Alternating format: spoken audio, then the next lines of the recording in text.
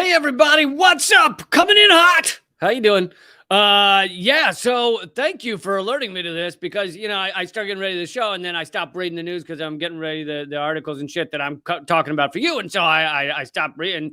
And We Need Critical Thinking just alerted me to this, that UPS has reached a historic contract for the 340,000 unionized workers, and yeah, they reached a contract, which on one hand I'm like, but damn it, I wanted to see everything go off the rails. I wanted to see our whole society break down as UPS workers storm the ivory towers. That's what I wanted to see. But on the other hand, I'm like, well, good for you guys. I hope it was a good deal. I haven't yet seen the response. This is just the initial articles. I haven't yet seen the response from the kind of rank and file UPS and Teamsters who reached this agreement. It very well could be that many of them are like, agreement's bullshit. I don't even get air conditioning in the damn van. I hope they get air conditioning because that's, dude, one of the things I was reading about is the many of these trucks in the middle of this climate crisis. It's 142 degrees outside. It's 152 in the van. And then they got to stand around in the back looking for your, dildo or whatever you ordered. And they're looking for the box for that. And so they're burning up and they can't even get air conditioning in there. Can't even get a reasonable life. But anyway, I hope the deal was okay, but I am a little disappointed. But it also goes to show that I assume they got a lot more out of this deal because UPS and others were fearing where this would go, which shows the power of workers at the moment. Now, of course, one day we need to evolve to a society that's outside of wage slavery. But I just throw that in there. I'll just leave that there like a fart in an elevator, and you guys can just decide what to do with it next. But thank you so much for being here and for being a part of this episode. Please click follow or thumbs up and all that good stuff. Sometimes I'll see that there's like a few hundred people watching on one of these platforms, sometimes a few thousand, and there's like 20 thumbs up. And I'm like, what's the matter with the rest of you? Can't even give me a thumbs. You're sitting there enjoying the episode. I don't know why I'm getting so angry so early. I'm going to cover that you yourself, it appears, can now buy up public assets in Ukraine. So I'm going to be covering that. Of course, it's mainly meant for the capitalists, the top of the society, for them to buy up portions of Ukraine, the assets, the machinery, the I don't know where else to go with that except 14 Ds. The institutions of the area of Ukraine that should be for the people, that should be part of the Ukrainian society, getting bought up by corporations around the globe. And I'm going to cover that story. I'm covering the recent documents that just came out about Operation Gladio. I have covered Operation Gladio before. It was this long-term effort by NATO, the CIA, and MI6 to leave stockpiles of weapons for far-right extremists throughout Europe in order to kill the commies. But it really was insane. But we have new documents that have just been released, just been declassified, that prove the connections to Britain, and it's pretty impressive. So to kind of see those things in actuality. So I'm going to cover those documents. I also have on the show today good friend Ron Placone, who will be here as well, talking about these internet bills. There's a series of congressional internet bills that are designed to make the internet suck more, as if that's a thing that needed to be done. The internet, they haven't gutted it enough, so it's time to make it suck more. All right, let's get into it. Here we are. This is a Ukrainian government website. However, you'll notice that the actual site if you can see the top, I don't know. I guess it doesn't actually show you the site, but I mean, the link, the URL. But the URL for this page, this Ukrainian government page, is privatization.gov.ua. So UA obviously is Ukraine's government website. And this is .gov.ua, except it says privatization, and the word privatization is spelled in the American way, not the British way. And most everything else on the site is in Ukrainian, except down at the bottom, who's this funded by? USAID and a couple of other groups, but USAID, of course, being the U.S. NGO, it's like non-governmental, or actually, I don't even know if it qualifies as an NGO, but it's supposed to be an aid organization when in fact it's used by the U.S. to facilitate coups throughout the world in order to put into power those who we find favorable to our foreign policy. So that's who this is funded by. But now, others who actually have translated some of the site talk about how this literally is showing you the things you can buy in Ukraine. And then it also has a page in English showing you how to do the purchasing of Ukrainian assets. Here is that page. How to purchase small privatization object. How to buy a privatization object, ? And it shows you the process of how you too can buy up pieces of Ukraine, which is, part of our proxy war goals was to sell off pieces of Ukraine to various corporate interests, allies of the United States. And why not? I always said, if you're gonna create a proxy war and you're gonna destroy an entire society and really, really crush it and crush its culture and crush its infrastructure, why not get a little something out of it for yourself? Why not? Why not get a couple of perks along the way? But here's what this chart says. It starts off, browse the list of assets at privatization.gov.ua. Then pick an asset that you analyze its information, study sales conditions, register with an electronic marketplace so that is authorized to sell privatization assets. Fill in an application from the participant in an auction. Upload documents, pay registration fee, guarantee deposit, take part in the auction, and win. Pass the qualification check and sing an auction protocol. I guess that's a terminology I'm not familiar with. Sing? Anyway, and pay the value of an asset and sign a purchase agreement. You are the new owner of part of Ukraine. I mean, it really is just like this dystopian, crazy shit that they're just like selling off pieces of Ukraine because they can, and because that was part of the goal all along. And let's not forget that Zelensky, besides just being a puppet, has been very influential and prominent in the selling off of pieces of Ukraine. Here is an important report just a few months ago from Yahoo News. All right, we want to pause here because we've got the opening bell this morning, and there's someone quite interesting who's ringing the opening bell on this Tuesday morning, first trading day after Labor Day, and that's remotely. President Volodymyr Zelensky of Ukraine ringing the opening bell remotely, as you can see there at the New York Stock Exchange. So a reminder, quite a stark reminder here that, of course, the war is still ongoing. We talked earlier in the show about the implications of that war for... I love how she goes, this is quite a stark reminder that the war is ongoing. You mean the fact that he's telling Wall Street, telling corporate America and corporate world that Ukraine is open to be sold off to corporations? That's a stark reminder. No, that's a stark reminder of the fact that we have fucking stolen this country. We're selling pieces of it to people. And Zelensky, along with plenty of the Ukraine higher ups, are part and parcel to this. They're not opposed to this.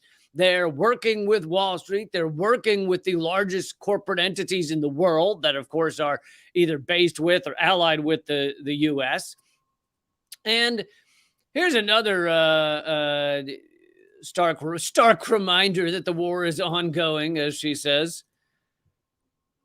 Zelensky is working with BlackRock, the largest. It's the largest. It's really the terminology is a shadow bank. I mean, it's a wealth fund an investment firm, but it's really, they call it a shadow bank. It has over $18 trillion. I believe it's $18 trillion to its name. It is far, in that sense, it is far wealthier and has more money than most countries in the world. It owns most everything you can think of. BlackRock and Vanguard are either the top shareholders or one of the top shareholders in most of the largest entities in America and much of the world. And they own the most important things. So like media companies, if you go through all of our media companies, you will find that BlackRock and Vanguard and BlackRock are really in bed with each other. They are the top shareholders in, well, Vanguard is not public, I believe. So Vanguard is one of the top shareholders in BlackRock. Anyway, it's a circle jerk between the two of them. It's a reach around situation between BlackRock and Vanguard. But if you look at any of these media companies, the biggest ones, Comcast and Disney and Apple, you'll find either, and they of course own everything else. They own CNN and all the others. You'll find that either BlackRock or Vanguard or both are within the top 3 shareholders. So that means everything that's done by these entities is not going to go much against anything that BlackRock or Vanguard wants. Now, it goes also for weapons contractors, most big banks, deforestation companies, big oil companies. All the biggest companies, big pharma, big ag, are connected to BlackRock and Vanguard in some way, real estate. And so here we have BlackRock running the fire sale of Ukrainian assets. BlackRock, so this headline from CNBC from a few months ago says Zelensky and BlackRock CEO Fink, by the way, that's literally his last name, which if you look it up in the dictionary, it means detestable person. Couldn't even make that up as a joke. BlackRock CEO Fink agreed to coordinate Ukrainian investment. Oh, Zelensky's working with BlackRock. Isn't that interesting? And that clearly is just because he wants peace and democracy, right? That's why he's working with BlackRock to sell off pieces of Ukraine. It's just because he wants peace and democracy and freedom. BlackRock Financial Markets Advisory and the Ukrainian Ministry of Economy signed a memorandum of understanding in November. Yeah, I think the memorandum of understanding is that Zelensky has the U.S.'s hand up his ass. That's the memorandum of understanding. That's where they left the memorandum of understanding, was actually up his ass because they're puppeteering him. Zelensky and Fink agreed Wednesday to, quote, focus in the near term on coordinating the efforts of all potential investors and participants. I mean, isn't this amazing? They don't even wait till the war is over because, of course, they want the war to go on. Most of them want the war to go on as long as possible. But they don't even wait for the war to be over to be like, hey, we're selling it all off. Come one, come all. Grab all our assets. Grab my assets. I don't even care. I don't care if you grab my assets. Fucking grab away. I got great assets. Grab them. Anyway, this is a horrific update. But again, not surprising. It is surprising how kind of like public it is, how in your face it is. They're just like, here it is. We are selling everything. We have a website called privatization.gov.ua where you can go and buy up pieces of Ukraine that was supposed to. Here's the thing. Even if, let's say you misunderstand everything that's going on in Ukraine, in the proxy war in Ukraine, which also former CIA Director Leon Panetta has said it's a proxy war, among many others who at the top of our ivory towers who have said it's a proxy war. But let's say you misunderstand everything going on there and you just support Ukraine and you just have a flag wrapped around you and that's all you wear all day, every day. And you're just like, yeah, wouldn't you still not want Ukrainian assets? Like if you actually cared about the Ukrainian people, not want everything to be sold off to giant corporate entities to just own and exploit? Like even if you didn't understand any of the reality of what was going on there, wouldn't you be like, oh, shouldn't that still belong to the peoples of Ukraine? No, just sell it all off. Sell it off. But okay, there it is. Privatization.gov.ua. So you might have noticed, and I wanted to bring this story to you as well. By the way, hit subscribe, hit thumbs up. If you want to support the show, become a member at leecamp.locals.com. Tomorrow, I'll be speaking to, I don't normally do live streams on Wednesday. That's normally the one day I do not. However, Tomorrow, I will be speaking at 3 p.m. Eastern, noon Pacific, to presidential candidate Cornel West. So feel free to leave a comment right now on what you'd like to see me ask him, what you want to see talked about. Throw a comment into the chat, and I'll try to get as many as possible. But you might have noticed in the tweet I showed there a minute ago that Twitter is no longer Twitter. And I'm going to tell you why I'm talking about this story when it seems like a kind of a semi-nothing story. Twitter is no longer Twitter. It's weird. I was scrolling on Twitter and it showed my live stream on Twitter, which means I saw myself live streaming. Oh my God, does that take my soul? I think it does. I think I just lost a bit of my soul. Shit. God damn it. You're just scrolling Twitter or whatever it's called, X now, and then you lose part of your soul. You know, you actually lose part of your soul even if you don't see yourself live streaming. That's just part of using Twitter or whatever the fuck it's called. But all right, I'm going to tell you why I'm talking about this story in a second. So here you can see up in the top left corner where it used to be the Twitter icon, it now is in X, which is just, it's real. That's a real big brainstorming effort right there. What do we call it? I don't know. Anyway, just draw an X. Okay. It's just an X now. But also I can't show you this, but one of the tab for the Twitter tab I have open looks like an X with a drop of blood coming from it. I don't know why it's slightly different. It's like a black X with a drop of blood coming off the top of it, which to me actually says a lot more about what's going on with this world and Twitter and everything else. But so Elon Musk has changed the branding to Twitter, to an X. The tech billionaire replaced the company's bluebird silhouette with an X, a term he's described as an everything app. Now, this is where it gets important. The reason he's done this, and I'm sure there are tons of business-savvy people out there, marketers and everything else going, are you out of your mind? Twitter is one of the largest and built-up brands in the world, and you've just taken that iconic brand apart. Why would you do that? Now, here is why he's done that. If I can venture a guess, he wants to combine, he said he wants it to be an everything app. Okay, well, what's an everything app? Doesn't sound that big a deal, right? Everything app, who cares? Well, he wants to combine your Twitter with your ability to pay for things. You could use the same app, the X app, to tweet or to pay or to pick out movies you want to go to or to live stream or to order things. You know, it'll eventually become like an Amazon maybe, and you connect it to that and you connect everything to it, which has multiple benefits for him and those who are enriching themselves off this. Is that one, it literally becomes too big to fail. If it's connected to everything, Twitter, and right now Twitter is failing, right? It's lost 40% of all ad revenue. That doesn't mean it's going to fail, but it means it's not doing well. It's lost 40% of all their ad revenue.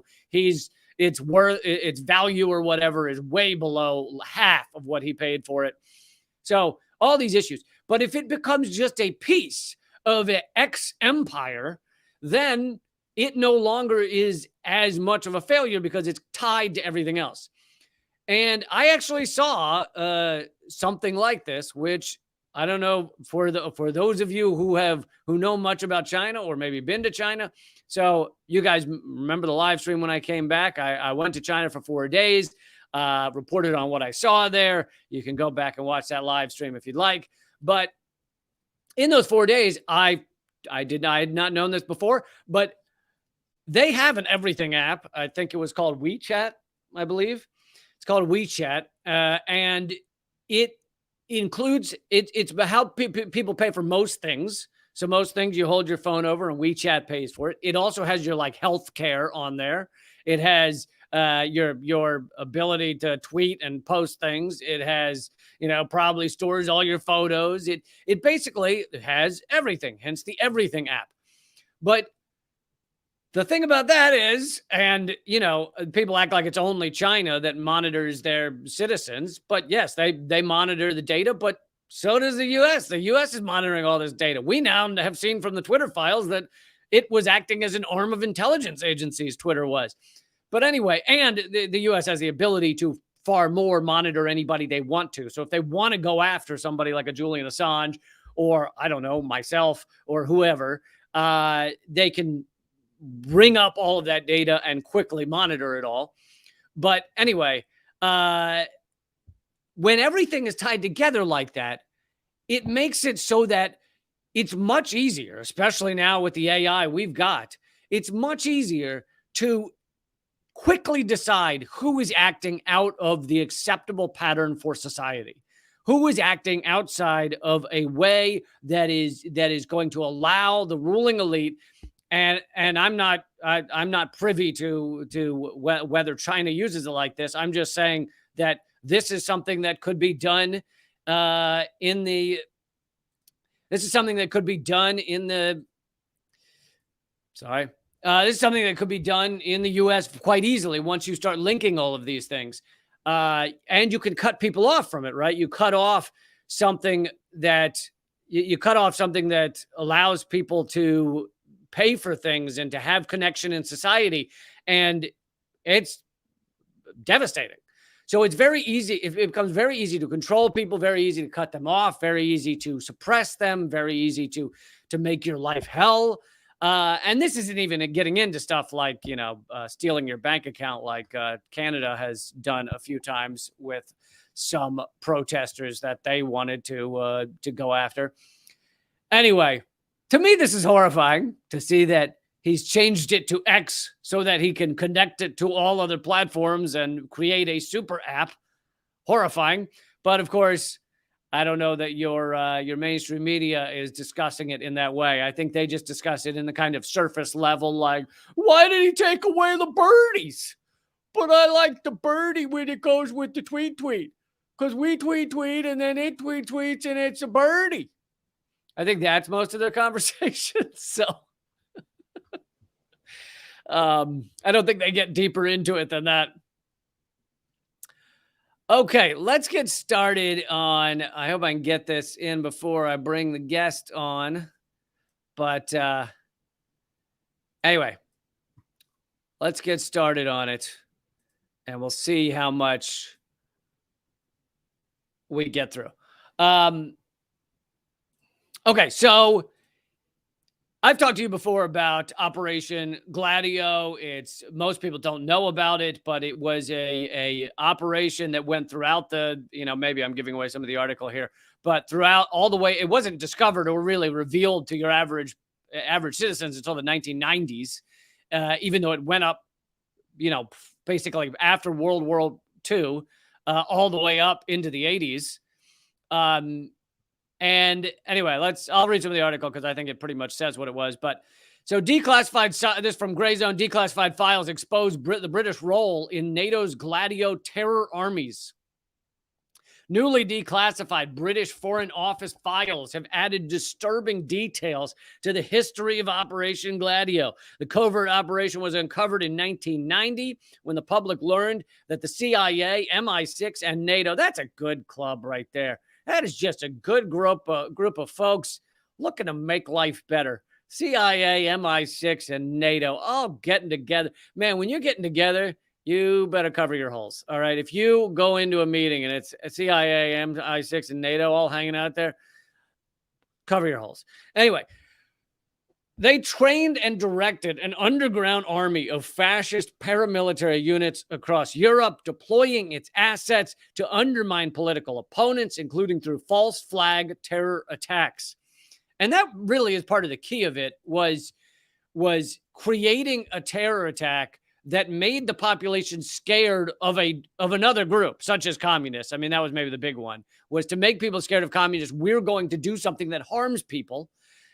Maybe kidnap someone, maybe kill someone, maybe set off a bomb, whether it kills people or not, and say it was communists, which in a way is a false flag, right? Pointing it at someone else. And that was really part of the key of this. And of course, that causes incredible harm, not to mention changes the direction your society is going. But among them was a young Silvio Berlusconi. Oh, what a good guy he was, right? You remember Berlusconi? He was like the Italian Donald Trump before Donald Trump existed. Actually, Donald Trump existed. He just wasn't president yet, but the media oligarch who served as Italian prime minister in 4 separate governments between 94 and 2011. He's listed as a member of the P2, the secret Cold War era cabal of political elites devoted to Gladio's aims. Covering a fraught 12-month period after the first public disclosure of Gladio's existence, the papers illustrate how London's foreign intelligence apparatus kept a keen eye on the continents as events unfolded. Various passages dotted across the tranche strongly suggest the British knew much more than they publicly admitted about the egregious criminal deeds, including the attempted overthrow of an Italian government and kidnap and murder of its leader. So I'm going to get to that in a minute. But one of the biggest things that we covered when I covered Operation Gladio not long ago is that they would leave.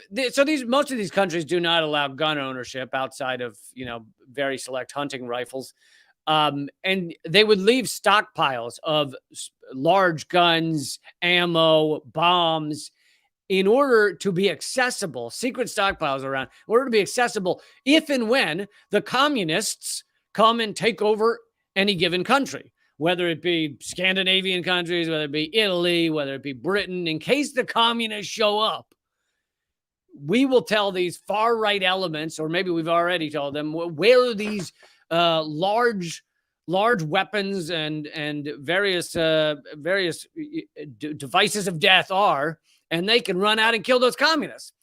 But we learned through the previous documents and now these documents that they didn't just, it would be bad enough if they were telling them to go out and kill communists, but it wasn't just that. It was killing innocent people or attacking them or scaring them via bombs and blaming it on communists in order to change the trajectory of the society, or even just anyone who's left wing, whether they were literal communist or not.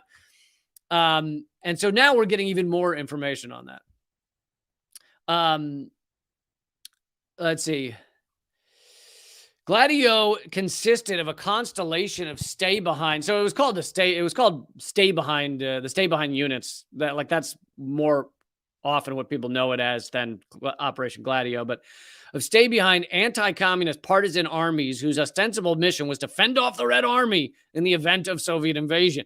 In reality, these forces committed countless violent and criminal acts as part of a strategy of tension, unquote, designed to discredit the left and justify a security state clampdown. As Vincenzo Vinciguerra, I'm sure I got that wrong, a Gladio operative jailed for, but I feel like I said it better than he ever could have.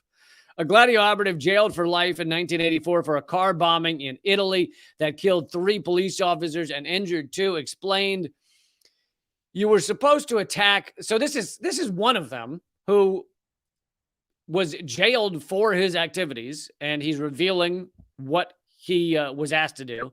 And he said, quote, "You were supposed to attack civilians, women, children, innocent people from outside the political arena. The reason was simple: force the public to turn to the state and ask for greater security. People would willingly trade their freedom for the security of being able to walk the streets, go on trains, or enter a bank. This was the political logic behind the bombings. They remain unpunished because the state cannot condemn itself." So he's saying that the goal was to harm innocent people and say, oh, it's the commies did it, and everybody gets scared and go running to their current government, which was not communist, to protect them. Now, I also find this interesting because this is basically what's done today, except it's rarely done with actual bombings, at least in the United States, but it's done now more often just with the propaganda of, oh, the Chinese are over your heads with a balloon and they're going to get you. The Cubans have an acoustic cannon and they're going to give you semi-automatic assault headaches. The Chinese have secret police stations all across the United States, and they're going to get you. The Russians have their bot army that's going to get you any minute. There's a Russian in every voting booth that's going to get you. And so they use the propaganda, but in the same way. Yes, they're rarely setting off bombs across the U.S., but they're keeping people equally scared. And now these are not, Russia's not even Soviet anymore. It's capitalist, and we're still doing the same Red Army propaganda. But So these documents that have just come out, the ones that have just come out, show that Britain knew a lot more than they ever let on from what was revealed back in the 90s. And just to give you a little bit more here, weapons were used in some terrorist incidents had come from stores established by Gladio. This may reflect the fact that political violence was one of Gladio's proper objectives. In June 1959, the CFAR report unearthed by historian Danielle Gonzer confirms guerrilla action against domestic threats was hardwired into the operation from its inception. In the Italian context, this entailed systematically terrorizing the left, and it quite possibly ended in an assassination. By the way, Gladio has also been proposed as a possible cause for the assassination of Olof Palme in Sweden. Now, they don't really know who did that. Then they said, oh, this mentally ill guy did it. But it seems quite possible that it could be connected to Gladio, and many people have proposed that. Let's see. Yet the covert CIA operations were insufficient to prevent Italians from occasionally electing, quote unquote, the wrong governments. You know, those lefty governments or communist adjacent governments. CFAR and CIA black ops specialists such as William Harvey, known as the American James Bond, cooked up a plot to prevent the government from taking office, known as Piano Solo. It dispatched Gladio operatives for a false flag assassination attempt on Moro, who was the I can't remember if it's president or prime minister, but the leader of Italy at the time, that would deliberately fail. Now, if I'm getting this correctly, Moro was not a communist, but he was, and not even left wing, but he was willing to to work with them. And even that was too much. According to the plan, the kidnapper was expected to claim they were ordered to kill Moro by communists, thereby justifying the violent seizure of multiple political party and newspaper headquarters, along with the imprisonment of troublesome leftists at the Gladio chapter's secret headquarters. The plan was ultimately aborted, though it remained on the table throughout 1964. So we've seen proof that this plan did exist. Now, that was way back in the 1960s, but then in March 1978, a unit of leftist militant Red Brigades did kidnap Moro. He was on his way, or at least it was blamed on leftist militant Red Brigades. He was on his way to a high-level meeting where he planned to give his blessing there to a new coalition government that relied on communist support. When the kidnappers violently extracted him from his convoy, 5 of Moro's bodyguards were murdered in the process. After almost 2 months in captivity, when it became clear the government would neither negotiate with the Red Brigades nor release any of its jailed members in return for Moro, the kidnappers executed the former Italian prime minister and left his bullet-ridden corpse to be found. So he was ultimately killed, and even though they say it was leftists who did it, it seems quite possible it was connected to this Operation Gladio, which was not leftist. It was the U.S., CIA, MI6, and NATO working to arm far-right militants. Anyway, I wanted to bring you that story because I think it's just slightly important, and I think your mainstream media would never bring you something like that because they want to pretend these history lessons didn't exist and that the U.S. has never been involved in horrific far-right violence of any kind. All right, I want to move on to the next. This one's an interview. Next topic is where I'm going to talk with a good friend of mine. In a few minutes, this stream is going to go to justrumble.com/Lee Camp, but it's free to watch over there. So I hope you guys will head over there and keep watching. Rumble.com/Lee Camp. Join me over there. But without further ado, to bring us up to date on the parade of awful bills to destroy the internet in front of Congress, please welcome Ron Placone. What's up, Lee? How are you, buddy? Good to see you. Hey, man, how you doing? I'm doing well. I too remember Berlusconi. What a doozy that guy was. He was. Yeah, and I didn't even know about his lovely Operation Gladio past. No, that was that was new information to me as well. I was actually over there for their most recent election. I happened to be over Oh there on yeah, you election have day. Italy ties, don't you? Yeah, but one of my cousins was getting married, and so it coincided with the election. So I got to be there when they when they elected another fascist. So, but Why didn't you stop that, Ron? I volunteered to be a write-in, but not enough people took me up on it, I guess. All right. So, I mean, we can talk about other things if we get to them, but